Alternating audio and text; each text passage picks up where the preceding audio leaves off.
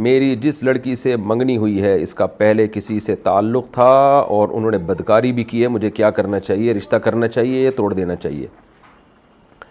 میں کسی کے پرسنل معاملات میں اس کو مشورہ نہیں دیتا، کیونکہ مشورہ دینا بڑا مشکل کام ہوتا ہے۔ جب تک 100% کسی کے حالات کا علم نہ ہو اس وقت تک مشورہ دینا ممکن نہیں ہوتا۔ لیکن میں جنرلی ایک اصول بیان کرتا ہوں کہ عورت کی جو سب سے بڑی صفت ہے نا وہ ہے پاک دامنی۔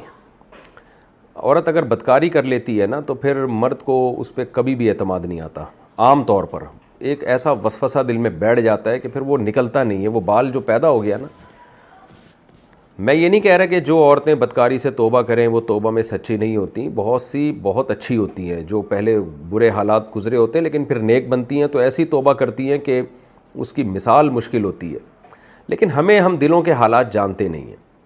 اللہ تعالیٰ نے پیغمبروں کی بیویوں میں کافر بھی پیدا کی ہیں۔ نوح علیہ السلام کی بیوی کافر تھی، نوح علیہ السلام کی بیوی لوط علیہ السلام کی بیوی کافر تھی، اور نوح علیہ السلام کی بیوی بھی کافر تھی۔ تو ایسا تو ہمیں ملتا ہے کہ پیغمبر ہو ان کی بیوی کافر ہو، مگر ایسا نہیں ملتا کوئی پیغمبر ہو اس کی بیوی بدکار ہو، اس نے زنا کیا ہو۔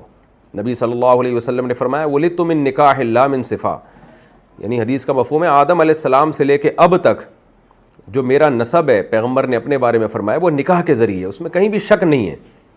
تو عورت جب مردوں سے اس کے تعلقات شروع ہو جائیں تو پھر جو ہے نا معاملات بہت خراب ہو جاتے ہیں۔ اچھا دیکھیں، مرد بھی بدکار ہو برا ہے، لیکن عورت کے بدکار ہونے سے نقصان یہ ہوتا ہے کہ نسب میں خلل پیدا ہوتا ہے، نسب میں شبہ پیدا ہوتا ہے، تو یہ زیادہ ڈینجرس ہو جاتا ہے۔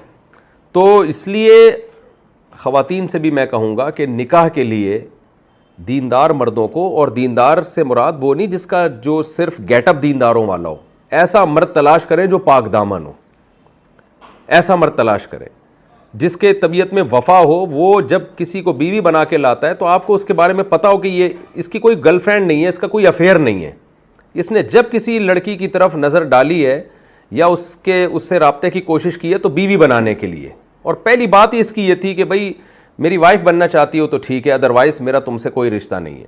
ایسے مردوں کو لڑکیاں تلاش کریں۔ لیکن لڑکیاں کو بھی دماغ خراب ہے، وہ کہتی ہیں پہلے ہم دوستی لگائیں گے، ہم دیکھیں گے کہ یہ کیسا ہے۔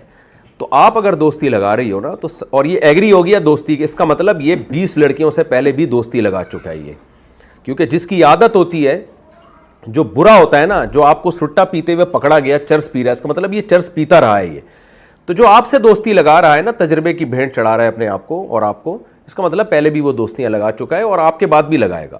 اور جو لڑکی کسی لڑکے سے دوستی لگا رہی ہے اس پر اعتماد نہیں ہے، وہ 20 لڑکوں سے ہو سکتا ہے پہلے بھی یہی کہہ کے دوستیاں لگا چکی ہو۔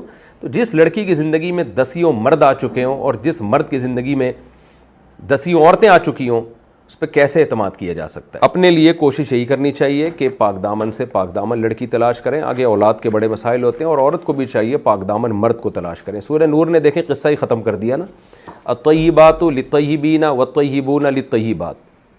اللہ کہتے ہیں پاک دامن عورتیں پاک دامن مردوں کے لیے، اور پاک دامن مرد پاک دامن عورتوں کے لیے۔ والخبیثات للخبیثین والخبیثون للخبیثات، ناپاک عورتیں گندی عورتیں گندے مردوں کے لیے اور گندے مرد گندی عورتوں کے لیے۔ تو گند میں گندوں کو منہ مارنے دیں، اور آپ کوشش کریں کہ پاکیزہ عورتیں تلاش کریں، اور پاکیزہ عورتیں کوشش کریں پاکیزہ مرد تلاش کریں، تاکہ ایک اچھا معاشرہ وجود میں آئے۔